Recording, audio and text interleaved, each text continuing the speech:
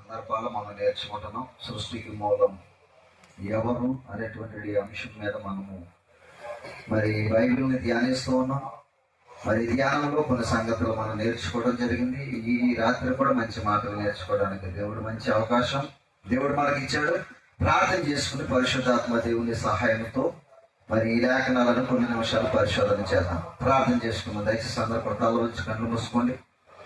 మహాపరిశుద్ధుడు అయిన కన తండ్రి, నీ పరిశుద్ధమైన ఉన్నతమైనటువంటి నామమునకు మా ప్రభువును మీ ప్రియ కుమారుడు మా రక్షకుడైన యేసుక్రీస్తు వారి ఉన్నతమైన నామంలో మీకు కృతజ్ఞత స్తుతులు వందనాలు తెలియజేస్తూ ఉన్నాను తండ్రి. ఈ రాత్రి కొన్ని నిమిషాలు మీ లేఖనాలను మా ప్రభా మరి ధ్యానించడానికి పరిశోధించడానికి మేము వెళ్ళిచుండగా మీ మనసులో ఏ రీతిగా తీర్మానం కలిగి నీ లేఖనాలలో మీ మాటలు రాయించారో ఆ తీరును మేము నేర్చుకోగలిగినట్లు మీ సహాయాన్ని దయచేయమని ప్రార్థన చేస్తున్నాం. మొదటి అధ్యాయము పూర్తి అవడానికి మీరు కృప చూపించారు. రెండవ అధ్యాయంలోనికి మేము ప్రవేశించాం. రెండవ అధ్యాయంలో ఉన్నటువంటి ఈ నాయన గూఢమైన సంగతులను మాకు బయలుపరిచి మా ఆత్మీయ జీవితాన్ని మేలుకొల్పుటకు మీ సహాయాన్ని దయచండి. ఈ రెండవ అధ్యాయంలో ఉన్నటువంటి ప్రతి మర్మాన్ని మాకు బయలుపరచమని ప్రార్థన చేస్తున్నాను. నిలబడిన మీ దాసునికి సమయోచితమైన జ్ఞానమును, పరిశుద్ధాత్మ దేవుని ప్రేరణను, మీ మాటలు చెప్పగలిగిన సామర్థ్యంను దయచేసి మీ దాసునికి మీరు తోడుగా ఉండండి. మీ దాసుని బలపరచండి. మీ దాసునిలో ఉండి మీరే మాట్లాడండి. మీరు మాట్లాడితే ఎన్నో హృదయాలు తెరవబడతాయి, ఎందరో మనసులు మారిపోతాయి, ఎన్నో ఆత్మలు రక్షించబడతాయి. ఆ తీరు మా ప్రభా మీ లేఖనాలలో నుంచి మా అందరినీ బయలుపరచమని మీ దాసుని మరుగుపరిచి మీరే మాట్లాడమని క్రీస్తు వారి ఉన్నతమైన నామమున ప్రార్థన అడిగి వేడుకొనిచున్నాం తండ్రి, ఆమేన్. మంచిది. ప్రియమైన దేవుని వల్ల దేవుని యొక్క పాఠ్యాంశంలోనికి మనము వెళ్ళగలిగినట్లయితే రెండవ అధ్యాయము మరి 3వ వచనం వరకు మనము నేర్చుకోవడం జరిగింది. 3వ వచనంలో 2వ అధ్యాయము 3వ వచనంలో రాయబడినటువంటి మాట ఏంటంటే, దేవుడు ఆయన 7వ దినమున ఆశీర్వదించి పరిశుద్ధపరిచిన యాలయనగా దానిలో దేవుడు తాను చేసినట్టు సృజించినట్టు తన పని అంతటిని నుండి విశ్రమించెను. ఆయనకి విశ్రాంతి అవసరమైంది అన్నది గత వారం మనం నేర్చుకున్నాం. ఆయనకి ఏం అవసరమైంది? ఎందుకని ఆయన కష్టపడ్డాడు. ఆయన ఏం చేశాడని నేర్చుకున్నాం. పని చేశాడు. ఆయన పని చేశాడు కనుక ఆయనకి విశ్రాంతి అవసరమైంది. ఆయన ఎంతగా పని చేశాడంటే చాలా ఉన్నతంగా పని చేశాడు. మీకు అవన్నీ చెప్పాడు కదా. మొన్న ఏం చెప్పాడు మీకు? ఒక కలర్ డిజైన్ చేయాలంటే అది చాలా ప్లాన్ ఉంటుంది. ఇవాళ మీరు చూడండి, కంప్యూటర్స్లోను ఇంటర్నెట్స్లోను మీరు చూడగలిగినట్లయితే ఏ బిల్డింగ్కి ఏ డిజైన్ కవర్ అయ్యేలో ఇప్పుడు కంప్యూటర్లో ఫీడ్ చేస్తూ ఉన్నారు ప్రతిదీ. అవునా కదా? ఏ బిల్డింగ్ని ఎలా డిజైన్ చేయాలో, ఏ బిల్డింగ్ని ఎలాగా రంగులు వేస్తే దానికి అందం వస్తుందో ఇవన్నీ కూడా ఎక్కడ వస్తున్నాయి? ఇప్పుడే కదా. ఎప్పుడో నీ పేరుకి కూడా మల్టీ కలర్స్ ఇస్తే ఎంత బాగుంటుందో అవన్నీ కూడా ఎప్పుడో వచ్చేసింది. మనకంటే ఈ మధ్యకాలంలో మరి పరిచయం అవుతున్నాయి, కానీ అవి ఎప్పుడో ఉన్నాయి కదండి. అన్నీ కూడా కలర్స్ డిజైన్ చేశాడు. మనిషికి ఆహ్లాదకరంగా ఆశను పుట్టించే విధంగా ప్రతిదీ కూడా ఆయన ఆలోచనాత్మకంగా కలర్ చేశాడు. చాలా ఆలోచనాత్మకంగా పనిచేశాడు. ఆయన ఆలోచనలోనూ కష్టపడ్డాడు, పని చేసే విధానంలో కూడా కష్టపడ్డాడని గత వారం మనము నేర్చుకున్నాం. ఈరోజు మనము 4వ వచనాన్ని చదువుతాం. దేవుడైన యెహోవా 2వ అధ్యాయం ఆదికాండము 2వ అధ్యాయము 4వ వచనం ఏమని రాయబడింది అక్కడ? దేవుడైన యెహోవా భూమిని ఆకాశమును చేసిన దినమందు భూమి ఆకాశమును సృజించినప్పుడు వాటి ఉత్పత్తి క్రమము ఇదే అంటున్నాడు. వాటి ఉత్పత్తి క్రమము ఇదే. భూమికి ఉత్పత్తి క్రమం కావాలి. ఏం కావాలి? ఉత్పత్తి క్రమం అంటే ఉత్పత్తి క్రమం అంటే ఇప్పుడు ఇతను విత్తాడు, విత్తిన దాన్ని భూమి ఏం చేయాలంటే మొలిపించాలి. దాన్ని ఉత్పత్తి క్రమము అంటారు. విత్తబడిన విత్తనాన్ని భూమి ఏం చేయాలి? మొలిపించాలి. ఇప్పుడు విత్తనము మొలవాలంటే ఏముండాలి? ఏముండాలి? అది చెప్పండి, పర్లేదు, నేర్చుకోండి, పర్లేదు, ధైర్యంగా చెప్పాలి. మీరు బైబిల్ అప్పుడే అర్థమవుతుంది. మీరు నేర్చుకోవాలి, ధైర్యం చెప్పాలి, తప్పు ఒప్ప చెప్పాలి. తప్పు ఒప్ప చెప్పాలంటే ఏది కరెక్ట్ మనం తెలుసుకుంటాం బైబిల్లో నుంచి. అలా ఏమి చెప్పకుండా కదా కూర్చొని వెళ్ళిపోయారు, ఏమి రాదు. ఏదో స్కూల్లోకి పలకను అది కనిపెట్టుకుని అర్థంటాడు, అలా కూర్చొని వెళ్ళిపోతుంటాడు, సంఖ్యలో తగిలిసి వెళ్ళిపోతుంటాడు. వాడికి ఏమవుతుంది? ఏమీ రాదు. అర్థమైందా? మనకి నేర్చుకోవాలి. నేర్చుకుంటే ప్రతిదీ కూడా మనకి ఏమవుతుందంటే ఇంప్రూవ్ అవుతుంది అనమాట. జ్ఞానము ఇంప్రూవ్ అవుతుంది. ఇప్పుడు ఉత్పత్తి క్రమం అంటే భూమిలో విత్తబడిన విత్తనము అది మొలిపించినప్పుడే అది ఉత్పత్తి క్రమంలో ఉన్నట్టు అర్థం. ఇప్పుడు భూమి మొలిపించాలంటే విత్తనములకు కావలసింది ఏంటంటే నీరు అవసరం. ఇప్పుడు బాగా చదవండి. మీకు దేవుడు ఇక్కడ దాని ఉత్పత్తి క్రమం అన్నది ఇక్కడ మోషే గారు చెప్తున్నాడు. మీకు పోయిన వారంలో ఆఫ్ చేసాం, టెన్షన్ పెట్టి ఆఫ్ చేసాం మనం సందర్భాన్ని. ఇప్పుడు దాన్నే కంటిన్యూ చేస్తున్నాను. మీకు దాన్ని పూర్తిగా ఒకటి మనం నేర్చుకోవాలి. జాగ్రత్తగా చదవండి మాట. దేవుడు ఏమని చెప్తున్నాడు? దేవుడైన యెహోవా భూమిని ఆకాశమును చేసిన దినమందు భూమి ఆకాశమును సృజించినప్పుడు వాటి ఉత్పత్తి క్రమము ఇదే అంటాడు. వాటి ఉత్పత్తి క్రమము ఇదే. ఏంటి ఆ ఉత్పత్తి క్రమము అంటే అది వరకు పొలమందలి ఏ పొదయు భూమి మీద ఉండలేదు, పొలమందలి ఏ చెట్టును మొలవలేదు. అవునంటారా? అవునంటారా? మరి ముందు మొదటి అధ్యాయంలో ఏమన్నాడు చూద్దాం ఒకసారి. మరి మనం మొదటి అధ్యాయం కొద్దాం ఒకసారి.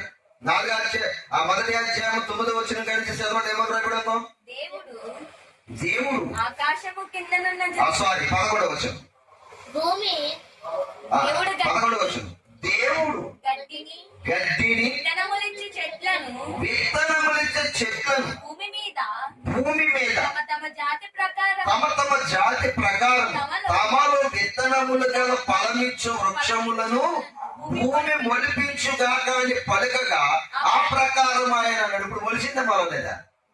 మరి అక్కడ మొలలేదా? ఎంత సస్పెన్స్ పడుతుంది బైబిల్. ఎలా పడితే అలా వినేకూడదు. సస్పెన్స్ ఉన్నప్పుడు బైబిల్లో లేదా?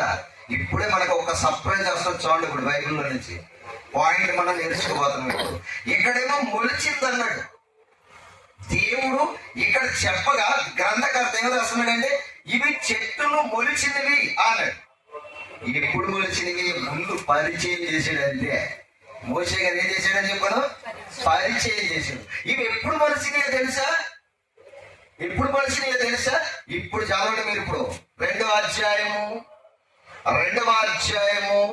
5వ వచనం చదవండి. ఇప్పుడు అది వరకు పొలమందలి ఏ పొదయు భూమి మీద ఉండలేదు, పొలమందలి ఏ చెట్టును మొలవలేదు. ఎలయనగా దేవుడైన యెహోవా భూమి మీద వాన కురిపించలేదు. ఏం కురిపించలేదు? ఇప్పుడు విత్తనము భూమి ఉత్పత్తి క్రమాన్ని పొందాలని అంటే భూమి మీద ఏముండాలి? ఇప్పుడు వర్షం పడాలి. ఇప్పుడు ఇక్కడ ఏమని చెప్తున్నాడు? వర్షము కురిపించలేదంట. మరి వర్షం కురిపించకోకుండా విత్తనం ఎలా వచ్చింది? చెట్లు ఎలా మొలిసినాయి? ముందేమో మొలిసేసి అన్నాడు, ఇక్కడ మొలిస్తేనేమో ఏం పొదలేదంటున్నాడు పొలమందని. అర్థమవుతుంది మీకు? ఇప్పుడు ఇక్కడ ఏమంటున్నాడు? సస్పెన్స్ లో పెట్టేస్తున్నాడు మనకి గంధకర్త. అక్కడేమో మొలిచింది అన్నాడు, దేవుడు చెప్పగా భూమి మొలిపించేసింది అన్నాడు. ఇక్కడికి వచ్చేటప్పటికి 2వ అధ్యాయానికి వచ్చేటప్పటికి అంటున్నాడు ఏ పొలమందలి ఏ పొదయ కూడా లేదంటున్నాడు. అది వరకు పొలమందలి ఏ పొదయు భూమి మీద ఉండలేదు, పొలమందలి ఏ చెట్టును మొలలేదు అంటున్నాడు. చూడండి, ఏ చెట్టును మొలలేదు అంటాడు. ఎందుకని అంటే వాన లేదు. మరి ఎలాగా వాన ఎప్పుడు వరకు లేదో తెలుసు మీకు? ఎప్పుడు వరకు లేదు వాన చెప్పండి. వాన సృష్టి మొదలుకుని ఎప్పుడు వరకు లేదు వాన. నోవహు జల ప్రళయం వరకు కూడా వాన భూమి మీద కురలేదు. అందుకే మీకు బాగా చెప్తారు, బాగానండి. నోవహును వాడకట్టుకోమన్నాడు దేవుడు. మనిషి పతనం అయిపోయాడు. పతనం గురించి కూడా చెప్తాను తర్వాత మీరు. మనిషి పతనం అయిపోయినప్పుడు దేవుడు నోవహును చూసి, నోవహు ఈ తరములో నీవే నా ఎదుట నీతిమంతుడిగా ఉన్నావు, ఈ జనమునందరినీ కూడా నేను నాశనం చేయబోతున్నాను, ఇదిగో ఆకాశపు తూములిప్పుతాను, వాన కురిస్థితి, ఆ వానలో జనమందరూ కూడా నాశనం అయిపోతారు. ఈ భూమి మీద ఉన్న జలములు నేను కురిపించే వాన జలములు కలిపి వరదగా మారి అందరిని కూడా చంపేస్తుంది. ఈ లోగంలో ఒక వాడ కట్టుకున్నాడు. అందరే ఇప్పుడు వాడ కట్టేసుకున్నాడు. వాడ కట్టుకుంటే నోవహు ఏం చెప్పాడు తెలుసా? మరి బాబు, దేవుడు వాన కురిపిస్తాడంట, వాన కురిపించి భూమి మీద పాపిగా ఉన్న ప్రతి వాడిని కూడా చంపేస్తాడంట, నాశనం చేసేస్తాడంట. మీరందరూ ఈ వాడ తయారు చేయడానికి సాయం రండి, నాతో పాటు వాడలోనికి ఎక్కండి రా అని చెప్తే నోవహు మాట నిరుతనంగా లెక్కేశారు. కారణం ఏంటి తెలుసా? అప్పటి వరకు ఏం కురవలేదు. అదనమాట. అర్థమైపోవాలి మీకు. వాన కురవలేదు, కానీ ఇప్పుడు వరకు ఆకాశం నుండి ఒక చొక్కైనా పడలేదు. ఈడేటో పిచ్చోళ్ళని మాట్లాడుతున్నాడు. వాన కురుస్తుంది అన్నాడేంటి? వాన ఇప్పటి వరకు మనము చూడలేదు కదా అనుకుని వెర్రితనంగా లెక్కేశారు. ఇప్పుడు వాన కురవకపోతే ఏముండదు? భూమికి ఉత్పత్తి క్రమము ఉండదు. మరి అప్పుడు ఏం చేశాడు దేవుడు? ఏం చేశాడు? విత్తనము మొలిచింది, చెట్లు మొలిచిపోయి. ఎలా మొలిచిపోయి? వాన లేదు, ఇక్కడ వాన లేదంటున్నాడు. పొలమందిరి చెట్లు లేదంటున్నాడు, పొలమందిరి గడ్డి లేదంటున్నాడు, పొలమందిరి పొలా లేదంటున్నాడు. ఎలా వచ్చింది? ముందేమో ఉందని చెప్పాడు, ఇక్కడేమో లేదని చెప్తున్నాడు. డిస్కషన్ ఏంటి మనకి? అర్థమవుతుందా? అప్పుడు దేవుడు తెలుగుగా ఏం చేశాడు తెలుసా? ఇప్పుడు చెప్తాను రహస్యంగా, జాగ్రత్తగా ఉంది. భూమిలో నుండి ఆవిరిని పుట్టించి, చెమ్మ పుట్టించి విత్తనములను మొలిపించాడంట. చదవడానికి 20 వచనాలు ఉంటుంది. అక్కడ ఏమని రాయబడి ఉందో? యాలయనగా దేవుడైన యెహోవా భూమి మీద వాన కురిపించలేదు, నేలను సేద్యపరచుటకు నరుడు లేడు. అయితే ఆవిరి, అది అండర్లైన్ చేసుకోండి అన్నమాట. ఆవిరి భూమి నుండి లేచింది, చెమ్మదనం వచ్చింది. ఇప్పుడు చెమ్మదనం వచ్చింది. ఇప్పుడు భూమిలో ఉన్నటువంటి ప్రతి విత్తనం, పడిన ప్రతి విత్తనానికి ఏమొచ్చింది అనుకున్నారు? భూమికి ఏమొచ్చింది? భూమికి ఏమొచ్చింది? ఉత్పత్తి క్రమం వచ్చింది. భూమిలో నుండే పుట్టించాడు. ఎన్ని? ఆవిరిని, చెమ్మను పుట్టించాడు. చూడండి, మనకి ఎక్కడైనా చెమ్మ అనుకోండి, మనకి ఏదైనా అక్కడ విత్తనం వేసామంటే అది కాకి రట్టేసినా, లేకపోతే పక్షుల్లో ఏది రట్టేసినా విత్తనాలు పడిపోతూ ఉంటాయి. వాటి రట్టులో ఆ విత్తనం పడిపోయినప్పుడు అది అలాగ కుళ్ళిపోతూ ఉంటది. విత్తనం కొంచెం చెమ్మ తగలగానే ఆ విత్తనానికి ఏమొచ్చేస్తుంది తెలుసా? ఉత్పత్తి క్రమం వచ్చేస్తుంది. ఇప్పుడు ఎప్పటి వరకు వాన కురిపించలేదంటే సృష్టి చేసినది మొదలుకొని నోవహు కాలము వరకు కూడా భూమి మీద ఏం పుట్టలేదు, వాన కురవలేదు. అందుకనే దేవుడు చెప్తున్నాడు ప్రతి దాన్ని కూడా. ఏమంటున్నాడంటే ఆయన భూమిని చెమ్మ కలిగించాడు. చెమ్మ కలిగించడానికి కూడా కారణం ఉంది. విత్తనాల గురించే కాదు, వృక్షాల గురించే కాదు, దానికి ఒక కారణం ఉంది. ఏంటో తెలుసా? అక్కడ ఆ చెమ్మను ఎందుకు పుట్టించాడంటే మనిషికి ఒక నిర్మాణం కావాలి, మనిషిని చేసే నిర్మాణం కావాలి. ఇప్పుడు మనిషిగా ఒక వ్యక్తిని నిర్మించాలి. ఆ వ్యక్తిని నిర్మించడానికి దేవుడు వాడిన ఆ పదార్థం ఏంటంటే మట్టి. ఈ మట్టిలో ఎన్ని సందర్భాలు ఉన్నాయో ఇప్పుడు ఈ రాత్రి మీకు చెప్తాను కొన్ని విషయాలు మీరు జాగ్రత్తగా వినాలి. ఇప్పుడు ఈ మట్టిలో మనం ఇక్కడ దేవుడు, అక్కడేమో ఆయన పోలిక చెప్పున ఆయన స్వరూపమందు నరుని సృజించాను అని రాయబడింది. దేంతో చేశాడు? ముందు చెప్పాడా? ముందు చెప్పలేదు. 2వ అధ్యాయానికి వచ్చేటప్పటికి ఏమని చెప్తున్నాడంటే, ఇప్పుడు 7వ వచనం చదవండి, ఏమని రాయబడిందో. దేవుడైన యెహోవా నేల మట్టితో. ఎలాగా? అందరు చెప్తారన్నమాట. నేల మట్టితో దేవుడు నరుని నిర్మించాడని అందరూ చెప్తున్నారు. మనకందరూ చెప్పారు. అది పాడిందే పాటల పాసిపడ దాసరు అన్నట్టుగా చాలా మంది అదే చెప్పారు. ఎలాగా? ఎలా చేశాడు? నేల మట్టిని తీసి నరుని నిర్మించాడు. రైట్, బాగా ఉంది. ఎలా నిర్మించాడు? ఇది సస్పెన్స్. ఇప్పుడు దాని సస్పెన్స్ మనం ఇస్తాం అనమాట. యోబు గ్రంథానికి వెళ్ళండి. ఇప్పుడు యోబు గ్రంథం 10వ అధ్యాయం. 10వ అధ్యాయం యోబు గ్రంథము 10వ అధ్యాయము 8వ వచనం కానించి మనం చదువుకుందాం. 8వ వచనం కానించి మనం చదువుకుందాం. చూడండి, నీ హస్తములు నాకు అవయవ నిర్మాణము చేసి ఉన్నవి, నన్ను రూపించి ఉన్నవి అంటున్నాడు. చూడండి, యోబు గారు అంటున్నాడు, నీ హస్తములు నాకు అవయవ నిర్మాణము చేసి నన్ను రూపించినవి అంటున్నాడు యోబు గారు. అంటే ఒక మనిషికి నిర్మాణాన్ని దేవుడు తన హస్తాలతో చేసాడంట. ఎవరి హస్తాలతో? దేవుని హస్తాలతో. దేని తీసుకున్నాడు నరుని చేయడానికి పదార్థం అని అంటే? నేల మంటిని, జిగట మంటిని తీసుకున్నాడంట. ఏమంటిని తీసుకున్నాడమ్మా? జిగట మంటిని తీసుకున్నాడంట. మనకి ఇవన్నీ కూడా ఎక్కడ ఉంటాయి అనుకుంటున్నారు? ఇర్మియా గ్రంథంలోను, యెషయా గ్రంథంలోను అంటే ఈ మాటలన్నీ కూడా మీరు జాగ్రత్తగా చదవాలి. ఇప్పుడు ఇవన్నీ చెప్పను, మీకు వివరణ ఇస్తానంటే, కొంచెం క్లూ ఇస్తానంతే. మీకు అంత చెప్పను, అంత చెప్పానంటే మీకు బాగోదు. కొంచెం చెప్తానంతే, మీకు జాగ్రత్తగా ఉండాలి. ఇప్పుడు అవయవ నిర్మాణాలు నీ హస్తములే నాకు చేసినాయి అన్నాడు. అవయవ నిర్మాణాలు నీ హస్తములే నాకు చేసినాయి అని యోబు గారు ఇక్కడ అన్నాడు. మనం ఇందాక చదువుకున్నాం, నేల మంటితో దేవుడు నరుణ్ణి నిర్మించాడు. దేనితో నిర్మించాడు? నేల మంటితో. ఎలా చేశాడు? తన స్వహస్తాలతో చేశాడు అన్నాడు. ఈ మంటిని ఎలా మార్చాడో మనకు అర్థం కాలేదు.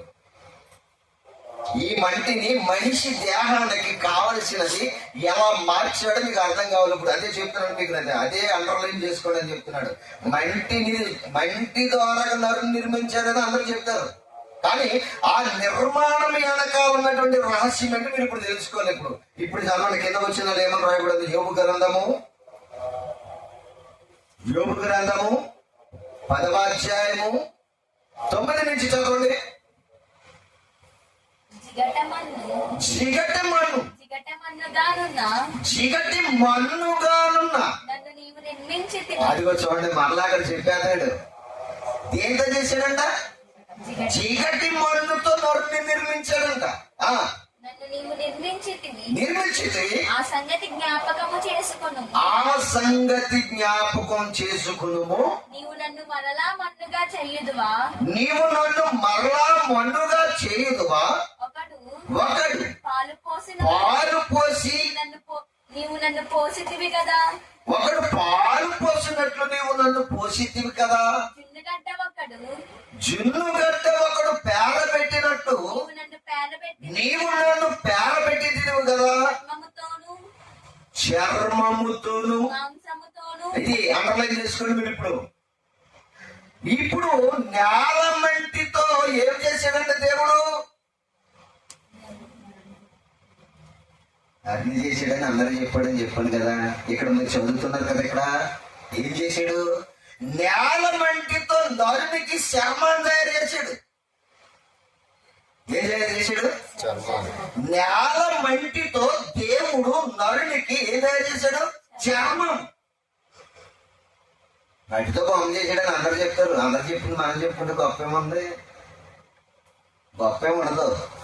ఇప్పుడు అదే మంటిని దేవుడు ఎలా చేశాడంట? చర్మం.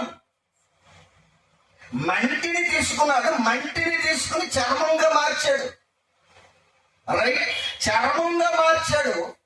చర్మం లోపడేముండాలి? మాంసం ఉండాలి. ఇప్పుడు మాంసం లోపడేముండాలి? ఎముకలు ఉండాలి. ఎముకలకి మాంసానికి మధ్య నరాలు ఆడడానికి ఏం కావాలి? ఇప్పుడు నరాలు ఉండాలి. అయ్యే క్లియర్ గా చెప్తున్నాడు చూడండి. అక్కడ చదవండి, బైబిల్లో ఏమని రాయబడిందో. చర్మముతోను మాంసముతోను నన్ను కప్పితివి, ఎముకలతోను నరములతోను. అదనమాట బంధిస్తున్నాడు ప్రతిదాన్ని కూడా. ఇలాగ ఆడుతున్నాయి. ఏమున్నాయి? నరాల వెనకాల ఏమున్నాయి? ఎముకలు ఉన్నాయి. ఎముకల వెనకాల ఏముంది? మాంసం ఉంది. మాంసం వెనకాల ఏముంది? నేల మంటితో దేవుడు నిర్మించాడు. దాన్ని అంటే ఎలా నిర్మించాడు అనుకున్నారు? మాంసంతోను, చర్మముతోను, ఎముకలతోను, నరములతోను ఏం చేశాడంట? అది గొప్ప నిర్మాణం. ఇంకా ఏం చేశాడు? ఇవన్నీ చేసేసిన తర్వాత బొమ్మగా ఉండాలగా. విన్నారా?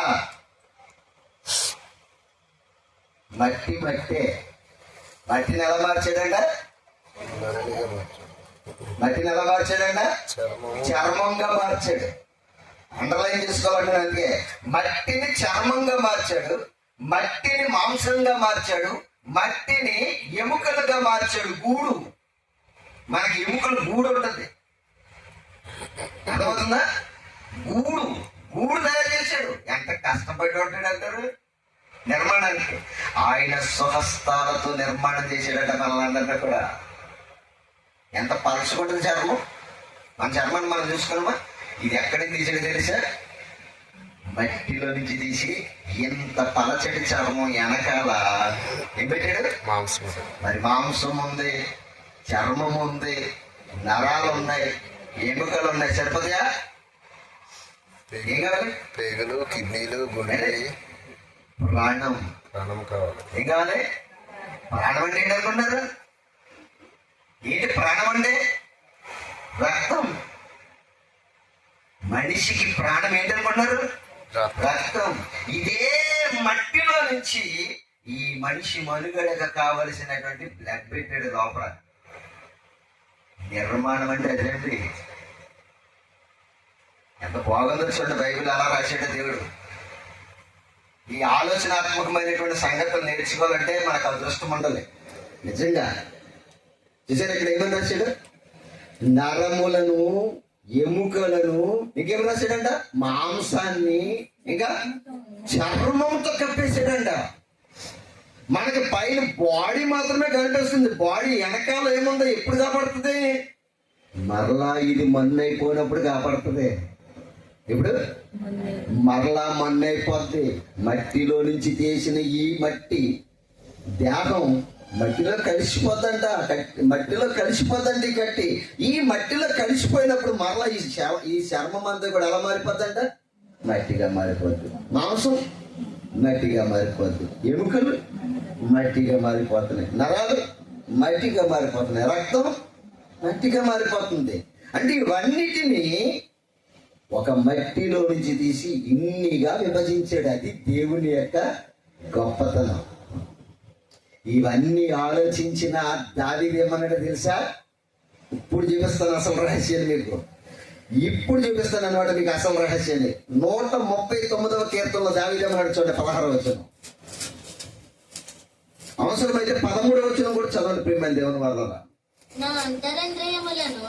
నా అంతరింద్రియములను నీవే కలగజేసితివి. నా తల్లి గర్భమందు నన్ను నిర్మించిన వాడవు నీవే. ఇప్పుడు చూడండి దావీదు గారు అన్నాడు, నీవు నన్ను కలుగ చేసిన విధమును చూడగా భయమును ఆశ్చర్యమును. అబ్బా, ఏమి గొప్ప మాట అంటున్నాడు చూడండి దావీదు గారు. ఏమంటున్నాడు? నీవు నన్ను కలగ చేసిన విధమును చూడగా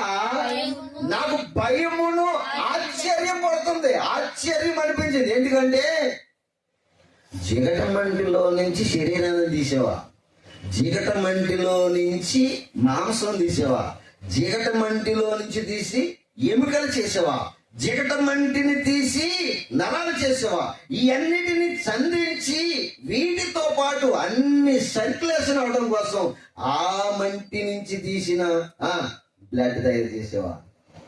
ఏంటిది ఈ ప్రణాళిక ఏంటి? ఇవన్నీ చూస్తుంటే నాకు భయము వేస్తుంది, నిన్ను చూసి ఆశ్చర్యం కూడా అనిపిస్తుంది. నా దేహాన్ని నేను చూసుకునేదానికి అంటున్నాడు. బా, ఎవరు చెప్తాడండి మాట? ఎవరికి అర్థమైంది? అర్థమైనడు మాత్రమే చెప్పగలడా. చూసారా, దావీదు చెప్పినట్టు ఎవరు చెప్పగలరు? అర్థమైన వాడు మాత్రమే చెప్పగలరు. ఇంకా కింద వచ్చిన ఏమంటున్నాడు చూడండి. అందును బట్టి కృతజ్ఞతాస్తుతులు చెల్లించుచున్నాను. నేను నీకు కృతజ్ఞతాస్తుతులు చెల్లించుచున్నాను. నీ కార్యములు ఆశ్చర్యకరములు. నీ కార్యములు ఆశ్చర్యకరములు. ఆ సంగతి నాకు బాగుగా తెలిసి ఉన్నది. ఆ సంగతి నాకు బాగుగా తెలిసి ఉన్నది. రహస్యమందు పుట్టినవాడు. అదిగో, నేను రహస్యమందు పుట్టిన నాడు భూమి యొక్క అగాధ స్థలములలో చిత్రముగా నిర్మింపబడిన. అప్పుడు చూడండి, ఇప్పుడు అన్నాడు ఎక్కడ నిర్మించాడంట? భూమి యొక్క అగాధ స్థలములలోనికి వెళ్ళి నిన్ను నిర్మించడానికి మట్టి తెచ్చాడంట దేవుడు. మొదటి ఆదాముని ఎక్కడి నుంచి తెచ్చాడు అనుకున్నారు? అగాధ స్థలములలోనికి వెళ్ళిపోయాడంట మట్టి తేవడానికి. ఆ మట్టి అయితేనే కానీ ఏమవ్వదు, ఆ మట్టి అయితేనే కానీ దేహం తయారవదు. వినాలి, మీకు మంచి మాట చెప్తాను. ఇప్పుడు కొమ్మరోడు కుండ తయారు చేయాలంటే ఈ పొడి మట్టి అట్టుకొచ్చేసి తడిపేసి పిసికేసేసి చేసేది వచ్చేస్తుందా? ఏం చేయాలి? దానికి జిగురు వచ్చేలాగా చీకటి మట్టిని తీసుకుంటాడు వాడు. ఎందుకంటే సారి పైన పెట్టిన తర్వాత కొండ విడిపోకూడదు, వాడు చెప్పినట్టు ఆకారంలోకి వచ్చేస్తా ఉండాలి. ఆ మట్టి అలా మలచబడి లాగున వాడు ఏం చేసుకుంటాడు తెలుసా? దాన్ని తయారు చేసుకుంటూ ఉంటాడు ముద్దని. మట్టి ముద్దని ఎప్పుడు కూడా కొండ వాడు అనుకున్న రీతిలో రావడానికి విధానం చేసుకుంటూ ఉంటాడు మట్టిని. దాన్ని ఏమంటారంటే జిగటి మంటితో కుమ్మరి కొండను తయారు చేస్తూ ఉంటాడంట. అలాగే దేవుడు కూడా అగాధ స్థలములోనికి వెళ్ళి తెచ్చాడంట. దీన్ని మనిషి యొక్క దేహాన్ని చేయడానికి కావలసిన మట్టిని పై తీయలేదంట. ఎక్కడికి వెళ్ళిపోయాడు దేవుడు? అగాధ స్థలంలోనికి వెళ్ళిపోయాడంట. దేవుడు చెప్తున్న సత్యం చూడండి. అగాధ స్థలములలోనికి వెళ్ళిపోయి ఆ మట్టిని తీసుకుని చర్మం ఎలా చేయాలో, ఎంత పలసగా చేయాలో, ఎంత బాగుండాలో అంత బాగుండేలాగా దేవుడు ఏం చేశాడంటే చర్మాన్ని తయారు చేశాడు. ఈ చర్మాన్ని చూసుకున్నాడండి దావీదు గారు. చర్మాన్ని చూసుకుని అబ్బా, నా నిర్మాణం వెనక ఎవరున్నారని ఆలోచన చేస్తుంటే ఎంత చక్కగా దేహాన్ని అమర్చిన నిన్ను చూస్తుంటే ఒక పక్కన భయం వేస్తుంది, ఒక పక్కన నాకు నీ నిర్మాణం చూస్తుంటే ఆశ్చర్యం వేసేస్తుంది ప్రభు అన్నాడు. ఏంటంటే బాబు బైబిల్ ఇంత చక్కగా రాయం చేసిన బైబిల్ని నమ్మటానికి సమాజం వెనక తిరిగిపోతూ ఉంటుంది. చూడండి, ఇంత మంచి మాటలు చెప్తుండే అగాధ యొక్క స్థలములోనికి వెళ్ళిపోయాడంట. చదవండి అమ్మా, వచ్చిన చదవండి. భూమి యొక్క అగాధ స్థలములలో అదిగో ఎలాగంట విచిత్రము. నీ నిర్మాణం ఎలాంటిదంట? విచిత్రం. నువ్వు అది వింత, ఇది వింత, ఇది వింత, అది వింత అని చెప్తావు, కానీ నువ్వే పెద్ద వింత. తెలుసా నీకు? మనం పెద్ద వింత అండి. సమాజంలో మీరు చూడండి, మన ముందు ఏది కూడా వింతగా ఉండదు. దేవుడు చేసిన ఈ నిర్మాణం ప్రపంచంలో గొప్ప వింతలన్నిటికంటే వింత మన నిర్మాణం. తన స్వహస్తాలతో చేస్తున్నాడు దేవుడు. ఆశ్చర్యపడాలి జనం. అయ్యి బాబు, ఈ నిర్మాణం ఏంట్రా బాబు అని ఆశ్చర్యపడవలసింది పోయి దీన్ని ఎలా పాడు చేసేద్దామా అని చెప్పేసి ఎన్ని సీసాల మంది తాగేలా, ఎన్ని రకాలుగా దీన్ని పాడు చేసేయాలనుకునేవాడే కానీ ఈ నిర్మాణం వెనకాల దేవుని కష్టం ఎంత ఉందో ఎవ్వడికి కూడా తెలియడం లేదు. తర్వాత తోలు తీసేస్తాడు దేవుడు, కంగారు పడద్దు. చర్మం చీల్చేస్తానన్నాడు బైబిల్లో. నిజమండి, వాస్తవాలు ఎన్నో ఉన్నాయి. ఈ నిర్మాణానికి ఎంత కష్టపడ్డాడో దేవుడు, ఆ కష్టం తెలుసుకున్న దేవుడు రేపొద్దున్న నీకు ఇచ్చిన ఈ దేహం వెనకాల ఉన్నటువంటి ఆయన కష్టాన్ని రేపొద్దున నిన్ను లెక్కడిస్తాడు. ప్రతి వాడిని లెక్కడిస్తాడు. నీకు దేహాన్ని ఇచ్చేటట్టు ఊరికి ఇవ్వలేదు. ఎందుకో తెలుసా? ఆయన కష్టపడి చేస్తున్నాడు నీ నిర్మాణం. తల్లి గర్భంలో చేస్తున్నాడు. ఇప్పుడు ఎక్కడ చేస్తున్నాడు? ఇప్పుడు ఒకప్పుడు అగాధములో నుండి మట్టిని తీసి ఆదామును తయారు చేశాడు. మొదటి నిర్మాణం అది. రెండవ నిర్మాణం చేశాడు. రెండవ నిర్మాణం ఏంటి తెలుసా? ఆదాములో నుండి ఎముక నిలిచాడంట. అబ్బా, ముందేమో అగాధ స్థలములోనికి వెళ్ళేమో మట్టి తెచ్చాడు. మట్టి తెచ్చి దేహాన్ని నిర్మించాడు. దేహంతో పాటు మాంసాన్ని నిర్మించాడు. మాంసంతో పాటు ఎముకలు నిర్మించాడు. ఎముకలతో పాటు నరములను బిగించాడు. నరములతో పాటు రక్తాన్ని ఇచ్చాడు. రక్తముతో పాటు అది చలించడానికి దేవుడే తన శక్తిని ఈ బొమ్మలోనికి ఊదాడు. నరుడు జీవాత్మాయేను అని రాయబడి ఉంది. మళ్ళా సరే 2:7 ఆదికాండం 2:7 దేవుడైన యెహోవా నేల మట్టితో నరుని నిర్మించి వానికి నాసిక రంధ్రములలో జీవాయువును ఊదగా నరుడు అదనమాట. ఇప్పుడు ఎప్పుడైతే దేవునిలో నుండి జీవాత్మ వచ్చిందో ఈ దేహము, ఈ మాంసము, ఈ నరములు, ఎముకలు అన్ని కూడా ఇప్పుడు ఏం చేయబడుతున్నాయంటే కదులుతుంటాయి. కదులుతున్నాయా? ఎప్పుడు కదిలినాయి? ఎప్పుడు కదిలినాయి? దేవుడి శ్వాస, దేవుని ఆత్మ అందులోనికి వచ్చినప్పుడు ఆ బొమ్మ అంతా కూడా ఏమైపోయిందంట? కదలడం మొదలు పెట్టిందంట. మళ్ళీ ఎప్పుడు ఆగిపోతే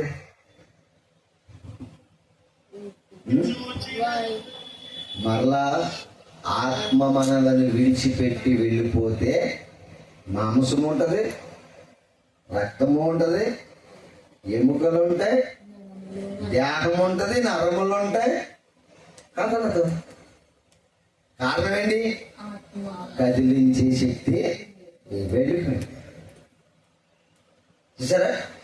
ఆదామును కూడా అగాధ స్థలముల్లో నుంచి మట్టిని తెచ్చి నిర్మించి అన్ని తయారు చేశాడు. మాంసం తయారు చేశాడు, అన్ని తయారు చేశాడు.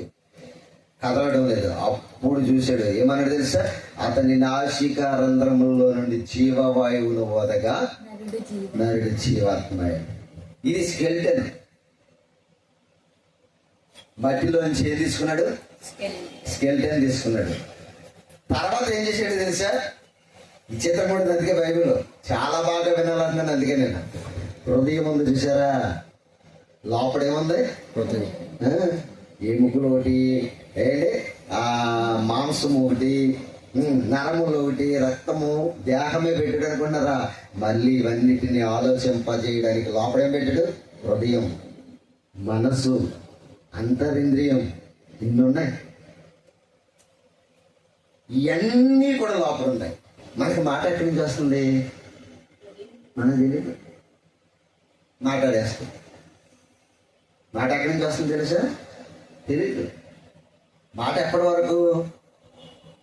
ఆయన ఆత్మ మనలో ఉన్నంత వరకే మనకు మాట. చూపు ఎప్పటి వరకు? ఆయన ఆత్మ మనలో ఉన్నంత వరకే మనం చూడగలం. నడక ఎప్పటి వరకు? ఆయన ఆత్మ మనలో ఉన్నంత వరకే మనం నడవగలం. ఆత్మ వెళ్ళిపోతే నడవటం ఉండదు. ఆత్మ వెళ్ళిపోతే కళ్ళు చూస్తాయి కానీ చూడం. ఇప్పుడు మనం అందరినీ గుర్తుపడతాం. ఆత్మ వెళ్ళిపోయింది అనుకో, వచ్చిన వాళ్ళందరినీ చూస్తావు, చెవలా అని గుర్తుపడతావు. కారణం ఏంటనుకున్నారు? గుర్తుపట్టే ఆత్మ వెళ్ళిపోయింది. ఏంటి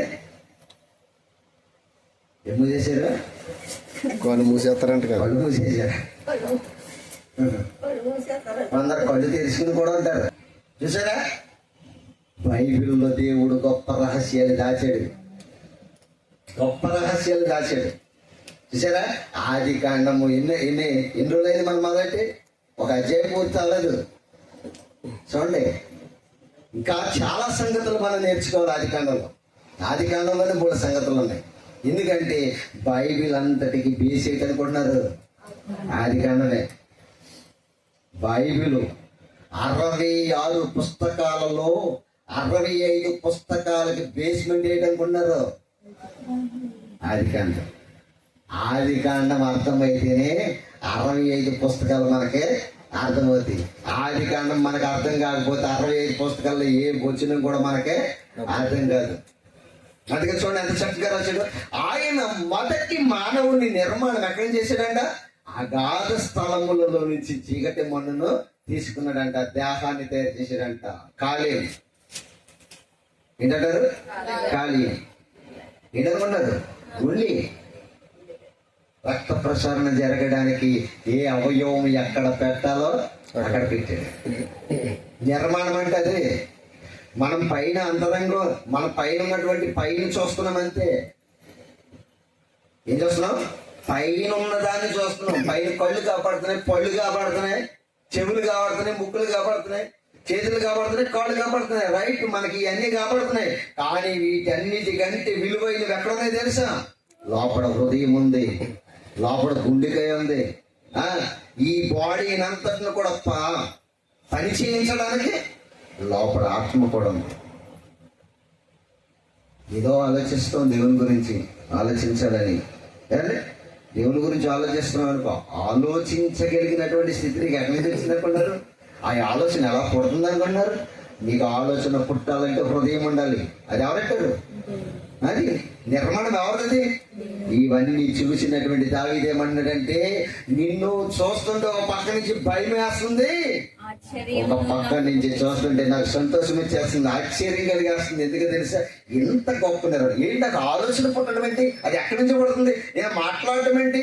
ఎక్కడి నుంచి మాట్లాడగలుగుతున్నాను? నేను చూడటం ఏంటి? ఎలా చూడగలుగుతున్నాను? నేను నడవటం ఏంటి? నేను ఈ చేతులతో పని చేయడం ఏంటి? ఇదంతా చూస్తుంటే ఆశ్చర్యం వేసేస్తుంది దేవా అన్నాడు. దేవుని గురించి అంత గొప్పగా పొగిడే ఏమంటున్నాడు తెలుసా? చదవండి, కింద పైన వచ్చిన 14 వచ్చిన ఏమంటున్నాడు చూడండి ఒకసారి. నీవు నన్ను కలగజేసిన విధము చూడగా, నీవు నన్ను కలగజేసిన విధమును చూడగా భయమును ఆశ్చర్యమును నాకు పుట్టుచున్నవి. అందును బట్టి నీకు కృతజ్ఞత. అది మనిషి చేయవలసిన పని. నన్ను నిర్మించిన విధానాన్ని చూసిన నేను భయపడుచు ఆశ్చర్యపడుచు నీకు నేను ఏం చేస్తున్నాను తెలుసా? కృతజ్ఞతాస్తుతులు నేను చెల్లిస్తున్నాను. ఏమి లైఫ్ ఇచ్చావు తండ్రి, ఏమి జీవితం ఇచ్చావు తండ్రి. అసలు ఈ లైఫ్ లో ఈ భూమి మీద ఇంత నిర్మాణాన్ని చేసి నన్ను భూమి మీదకి ఇంత వ్యక్తిగా నన్ను పంపించామంటే నేను ఎంతో అదృష్టం చేసుకుంటే ఈ భూమి మీదకి వచ్చాను. నన్ను ఇలా చేసినందుకు హ్యాట్స్ ఆఫ్, నీకు కృతజ్ఞతాస్తుతులు నేను చెల్లిస్తున్నాను అంటున్నాడు దావీదు గారు. ఎప్పుడైనా చెప్పమ్మా అలాగే? ఎప్పుడైనా చెప్పమ్మా? అమ్మా నాన్న కడుపుని పుట్టాం, అన్నీ తినేసాం, ఆఖరిగా మట్టిలోకి వెళ్ళిపో పడుకుందామని చెప్పేసి వెళ్ళిపోతున్నామే తప్ప దేవుడు చేసిన పని వెనకాల ఉన్నటువంటి రహస్యాన్ని, కష్టాన్ని ఎవరు కూడా తెలుసుకోలేకపోతున్నారు. చూడండి, దేవుడు చెప్పిన రహస్యం. దావీదు అంటున్నాడు, నేను ఇవన్నీ ఆలోచన చేసిన తర్వాత నీకు కృతజ్ఞత స్తుతులు చెల్లించలేకుండా నేను ఉండలేకపోతున్నాను. నేను నీకు కృతజ్ఞత స్తుతులు చెల్లిస్తున్నాను. నా తల్లి గర్భమందు నన్ను నిర్మించిన వాడు నీవే. నాకు తెలిసిపోయింది. నా తల్లి యొద్ద నేను నా తల్లి యొద్ద నేను సంధ్యపానం చేస్తున్నప్పుడే నీవంటే ఏంటో నాకు నమ్మకము కలిగేసింది అంటాడు. 71వ కీర్తనలో అంటాడు. ఈ మాటలన్నీ చెప్పాలంటే మరి చెప్పలేకసేపు ముగించాడు. మీ ఇష్టం, మీరు ఏంటానండి 40 నిమిషాలు అయిందా? మరి ఇక ముగింపులోనికి వస్తున్నాను, జాగ్రత్తగా విందాం. మరి ఎక్కువగా చెప్పిన మనము మర్చిపోతూ ఉంటాం. అందుకే కొంచెం కొంచెం మనం లీడ్ చేస్తాం ప్రతిదీ కూడా. ఒకసారి ఆ మాటలు చూసుకుని మనం ముగించేసుకుందాం. కీర్తన గ్రంథము కీర్తన గ్రంథము 71వ కీర్తన. 71వ కీర్తన. కీర్తన గ్రంథము 71వ కీర్తన. చదువుకుందామా 6వ వచనం. గర్భవాసినైనది మొదలుకుని నీవే నాకు ప్రాపకుడవై ఉంటివి. తల్లి గర్భము నుండి నన్ను ఉద్భవింపజేసిన వాడవు ఎక్కడా? తల్లి గర్భం నిన్ను నన్ను తల్లి గర్భములో ఏం చేసాడంట? నానే ఏం చేశాడు? ఎలాగా భూమిలో నుంచి విత్తనానికి ఏం పెట్టాడు? క్రమాన్ని భూమిలో విత్తనానికి ఏం పెట్టాడు? ఉత్పత్తి క్రమం పెట్టాడు. భూమిలో ఏ క్రమం పెట్టాడంట? ఉత్పత్తి క్రమం పెట్టాడు. ఏంటది? విత్తనం వేయబడిన తర్వాత ఆ శ్రమకి భూమి ఏం చేయాలి తెలుసా? విత్తనాన్ని మొలిపించాలి. అది ఉత్పత్తి క్రమం. ఇప్పుడు తల్లి గర్భములో అండములో మనము పిండముగా మారడానికి ఉద్భవింప చేసేటువంటి స్థితి ఎవరి దగ్గర ఉందో తెలుసా? దేవుని దగ్గర ఉంది. అది ఎవరో రాసి ఏం చెప్పారనుకున్నారు? దావీదు గారు ఎరిగి చెప్తున్నాడు. మన చదవన్నమాట ఎంత మంచి మాట చూడండి. గర్భవాసినైనది మొదలుకుని అన్నాడు. చూడండి, దావీదు గారు చెప్తున్న మాట ఇది. గర్భవాసినైనది మొదలుకుని నీవే నాకు ప్రాపకుడవై ఉంటివి. అదిగో చూడండి, తల్లి గర్భము నుండి అదిగో చూడండి, తల్లి గర్భము నుండి నన్ను ఉద్భవింపజేయటం అంటే ఏంటనుకున్నారు? ఉద్భవింపజేయటం అంటే ఏంటనుకున్నారు? విత్తనానికి మొలక ఎలాగేస్తే వస్తే ఉద్భవించినట్టు అర్థమవుతుందో, అండములోనికి శుక్రకణముగా వెళ్ళిన మనకు పిండోత్పత్తిని చేసి మనిషిగా నిర్మించి ఆ తల్లి గర్భములో మనకి ప్రాపకుడుగా ఉండి మరలా 9 నెలలు అవయవ నిర్మాణాలు చేసి కాచి కాపాడి భూమి మీదకి పంపి ఇప్పటి వరకు నిన్ను ఉంచాడంటే ఈ నిర్మాణాన్ని చూస్తే దావీదులాగా ఏం కలగాలి? దేవుని చూస్తే భయం పుట్టాలి, ఆశ్చర్యం పుట్టాలి. అందుకే దావీదు చెప్తున్నాడు ఇక్కడ, తల్లి గర్భమందు నన్ను ఉద్భవింప చేసిన వాడవు. లేకపోతే నేను ఎక్కడ వస్తాను ఈ భూమి మీదకి? నేను ఎక్కడ ఉండేవాడిని? మనమందరం ఎక్కడ ఉండేవాళ్ళం? మనమందరం భూమి మీదకి వచ్చామంటే తల్లి గర్భములో ఉద్భవింప చేసిన వాడు ఎవరు? మరి ఆయన ఎందుకు మర్చిపోతుంది సమాజం? నీకు నువ్వు వచ్చావా? మీ నాన్న వల్ల వచ్చావా? మీ అమ్మ వల్ల వచ్చావా? ఎవరి వల్ల వచ్చావు? నీ తల్లి నిన్ను ఉద్భవింపజేసిందా? నీ తండ్రి నిన్ను ఉద్భవింపజేశాడా? తల్లి గర్భములో పిండానికి నమ్మకం పుట్టించిందెవడు? ప్రాపకుడిగా ఉన్నదెవరు? సన్యపానము చెయ్యక ముందే తల్లి గర్భములో నీకు తోడుగా ఉన్నదెవరు? ఎవరు? దేవుడు తోడుగా ఉండబట్టే నీకు అవయవ నిర్మాణం జరిగింది. దేవుడు తోడుగా ఉండబట్టే ఆ ఉమ్మ నీటిలో చచ్చిపోవలసిన నిన్ను ఉమ్మ నీటిలో నిన్ను జాగ్రత్తగా కాపాడి ఎక్కడ శిశువు ఎక్కడ ఉంటుంది అనుకున్నారు? ఎక్కడ ఉంటుంది అనుకున్నారు? ఉమ్మ నీటిలో జలములలో అలాగ బోల్త కొడుతూ ఉంటుంది పిండం. ఈ శిశువు తిరిగేస్తుంది అంటూ ఉంటారు తల్లులు. ఏమంటారు? ఈ పక్క నుంచి ఆ పక్క వచ్చాడు, ఆ పక్క నుంచి ఈ పక్క వచ్చేసాడు, తిరిగేస్తున్నాడు పొలవమంట అంటారు. ఎక్కడ తిరుగుతున్నాడు అనుకున్నారు? ఉమ్మ నీటిలో జలగలాడేస్తాడు అక్కడ లోపడాడు. చూడండి, గజాయేతగాళ్ళు సముద్రంలోకి వెళ్ళిపోయి శుభ్రంగా లోపల ఆడుకుంటూ ఉంటారు. అలాగా చేపలు కూడా చూడండి, చేపలు కూడా నీటిలో లోపల ఆడుకుంటూ ఉంటాయి. అలాగ మనము తల్లి గర్భములో ఆ ఉమ్మ నీటిలో నమ్మకంగా దేవుడు మనల్ని కాపాడి వాటి నుంచి బయటికి భూమి మీదకి తీసుకొచ్చాడంటే ఎంత ప్రణాళిక లేకపోతే నేను భూమి మీద పుట్టించాడు. ఆలోచిస్తున్నారా? సమాజానికి దేవుడి గురించి అర్థం అవటం లేదు. అందుకని దేవుడు ఏమన్నాడు తెలుసా? నేను పుట్టించిన వాడిని కనుక శిక్షించే వాడిని కూడా నేను అవుతానని చెప్తున్నాడు. మారతారా? సరే. మారలేదా? నేనే శిక్షకుడిగా మారిపోతానంటున్నాడు దేవుడు. జాగ్రత్త. తర్వాత సంగతి తర్వాత మాట్లాడుకుందాం. దేవుడి కొద్ది మాటలు మనం వినికడలో దీవించిన గాక. ఆమె ప్రార్థన చేసుకుందాం. మహాపరిశుద్ధుడైన కనతండ్రి, మీ పరిశుద్ధాత్మ సహాయంతో మా ప్రభు ఇప్పటి వరకు కొన్ని మాటలు నేర్చుకోవడానికి మీ కృప చూపించారు. ఆదికాండం 2వ అధ్యాయంలో కొన్ని సంగతులు మేము నేర్చుకున్నాం.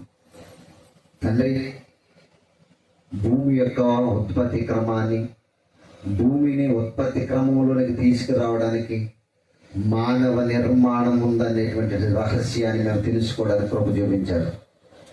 ఇదంతా కూడా సృష్టికి మూలం ఎవరు, సృష్టికర్త యొక్క విధానం ఏంటనేటువంటి సంగతులు మేము నేర్చుకునే భాగ్యాన్ని దయచేస్తున్నందుకు నీకు స్తోత్రాలు.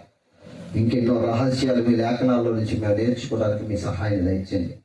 ఇక్కడ కూడి ఉన్న ప్రతి వారిని, విన్నవారిని జ్ఞాపకం చేసుకోండి. శబ్దాంతరం ద్వారా విన్నవారిని చల్లగా కాపాడి నీ కృపలో భద్రపరిచి వాక్యాన్ని స్వీకరించి నీ కొరకు బ్రతకగలిగినటువంటి స్థితిని వారికి దయచేయమని ప్రార్థన చేస్తూ, నేను ఇక్కడ ఉన్న ప్రతి వారిని మీరు చల్లగా కాపాడండి. రేపటి దినాన్ని జరిగేటువంటి ఆరాధన కార్యక్రమం అంతా కూడా క్రమముగాను మర్యాదగా నీకు మహిమకరంగా జరిగించమని ప్రార్థిస్తూ, తండ్రి నువ్వు నాకు ఇచ్చినటువంటి భార్యను, ఇద్దరు కుమార్తెను కూడా మీరు జ్ఞాపకం చేసుకోండి. ఆయుష్ను ఆరోగ్యం దయచేయండి. అలాగే ఎలిజబెత్ గారికి కూడా మంచి ఆరోగ్యం దయచేయండి. వారి కుమారుడు కూడా మంచి ఆరోగ్యం దయచేయండి. వారి కుటుంబాన్ని కాపాడండి. ఆయన ఇంకా రోగంతో బాధలతో ఎవరైతే ఉన్నారో వారందరినీ కూడా మీరు జ్ఞాపకం చేసుకోండి. ప్రతి పాపకు మార్పును కలిగించండి. నీ కొరకు బ్రతకాలనేటువంటి తపను వారిలో పుట్టించమని, నీ సన్నిధికి తోడుకు రమ్మని, వారికి నీ సన్నిధికి వెళ్ళాలనేటువంటి ఆత్మ ప్రేరణ కలిగించమని, రాబడి దినాలు జరిగే కార్యక్రమం అంతట్లో మేమందరం సిద్ధపడడానికి మీ సహాయం దయచేయమని మా ప్రభువును, మీ ప్రియ కుమారుడు, మా రక్షకుడునైనా, అలాగే మా ప్రభా ఈ నెలలో జరగవలసినటువంటి ఒకరోజు సభ మా ప్రభా నీకు మహిమకరంగా జరగడానికి అన్ని ప్రణాళికలు మా ప్రభు నీ చిత్త ప్రకారంగా జరగడానికి మీ సహాయం మాకు దయచేయమని, మాకు తోడుగా ఉండమని, మమ్మల్ని బలపరిచి మీ మాటలు చెప్పడానికి మమ్మల్ని ముందుకు కొనసాగింపచేయమని మా ప్రభువును, మీ ప్రియ కుమారుడు, మా రక్షకుడునైన యేసుక్రీస్తు ప్రభుల వారి పేరట ఈ ప్రార్థన మిమ్మల్ని అడిగి వేడుకొనిచున్నాను మా కన్న తండ్రి. ఆమె. ఇప్పుడు మన తండ్రి అయిన దేవుని ప్రేమ, ఆయన కుమారుడును మన రక్షకుడునైన యేసుక్రీస్తు వారి యొక్క కృప, ఆదరణకర్త అయినటువంటి పరిశుద్ధ ఆత్మ దేవుని యొక్క సహాయము, అన్యోని యొక్క సహవాసము సదా మనకు తోడై ఉండి నడిపించును గాక. ఆమె అందరికీ హృదయపూర్వకమైన వందనాలు. I love you. God bless you.